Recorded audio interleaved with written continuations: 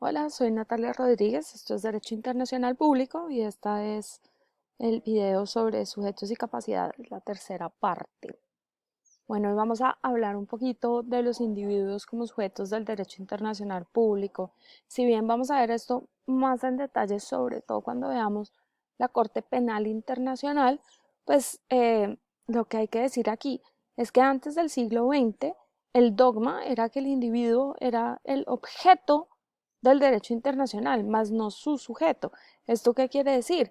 Que el derecho internacional servía para que los estados eh, entraran en relaciones y serán tratados y eventualmente beneficiaran a los individuos como objetos del derecho internacional. Hoy en día eso ha cambiado.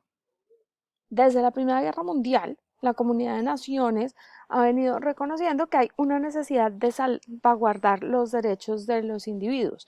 Entonces, ¿qué es lo que ha pasado? Desde ese momento empezó de verdad el impulso internacional por proteger los derechos humanos. ¿Qué pasa? Que después de la Primera Guerra Mundial no se logra llegar a un consenso. Eh, es claro que los esfuerzos que se hacen se ven coartados también porque muchos países tenían una visión pues bastante, ¿cómo decirlo?, limitada de lo que eran los derechos humanos. Era una visión privilegiada. Entonces, ¿qué sucedía? Que países como Estados Unidos, por ejemplo, estaban todavía segregados. Suráfrica todavía tenía apartheid. Muchos todavía creían que no todos los seres humanos podían ser iguales ni siquiera ante la ley, o sea, ni siquiera eran sujetos de igualdad formal, mucho menos de igualdad material. Entonces, pues con esa visión era difícil tener una actuación de los individuos en la esfera internacional. Otra limitación es que obviamente los estados tienen ciertas competencias que son exclusivas y hacen parte de su soberanía, como por ejemplo el ius puniendi. Con eso en mente, pues era imposible pensar siquiera que un individuo pudiera actuar dentro del derecho internacional, tal vez en contra de un estado o para buscar una reparación para él. Eso simplemente no se pensaba en ese momento. Después de la Primera Guerra y sobre todo de la Segunda Guerra Mundial, después de 1948, cuando surge la Carta de Derechos Humanos, esta visión da un vuelco total. En ese momento, los individuos como sujetos pues empiezan a pensar.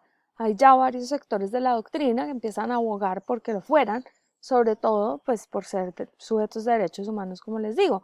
Aunque los estados eran reticentes y al principio, por ejemplo, no se hicieron pactos sobre derechos humanos, solamente se hicieron declaraciones, pues como la Declaración Universal, ya hoy en día es clarísimo que hay una fase de humanización del derecho internacional en el que los derechos humanos adquieren una relevancia grandísima y en el que cada vez la protección de los individuos se empieza a jugar un papel más grande y se le empieza a dar a los individuos la capacidad de actuar incluso por fuera de sus sistemas jurídicos.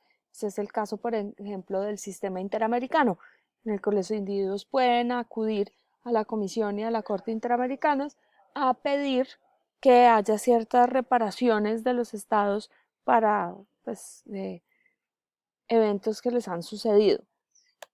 Ahora bien, innegablemente hay derechos y deberes. Como les decía, el sistema interamericano pues es uno de ellos, no es el único, pues el sistema africano también tiene una Corte de Derechos Humanos en las que se deciden derechos, hay un Tribunal Europeo de Derechos Humanos que tiene una capacidad decisoria. Además, hay comités de derechos humanos de la ONU y particulares de cada tratado. Ustedes lo vieron ver en sus propios reportes, pero es clarísimo que ahí esas comisiones y esos comités pues actúan. No importa que sean de soft law y emitan recomendaciones. La OIT hace lo mismo, emite recomendaciones. La Corte Penal Internacional es la más eh, impresionante de todo esto. En la Corte Penal Internacional, ¿qué sucede? Que los individuos pueden ser juzgados por un sistema internacional. Y esta ya es la ruptura total con la visión de que los individuos no pueden ser sujetos de derechos. ¿Por qué? Pues porque aquí estamos trasladando el ius puniendi y dándole la capacidad de poder ser pues o estar en cabeza de un organismo internacional que puede entrar a juzgar a estos individuos. Esto lo vamos a ver en mucho más detalle más adelante en la clase, pero es importante que lo tengan en mente hoy en día para saber cómo pues sucedió esta transición de la capacidad en el derecho internacional. Deben tener en cuenta también todo lo que se aprendió sobre el statehood, esto es muy importante y pues va a servirles para el resto de esta clase. Muchas gracias.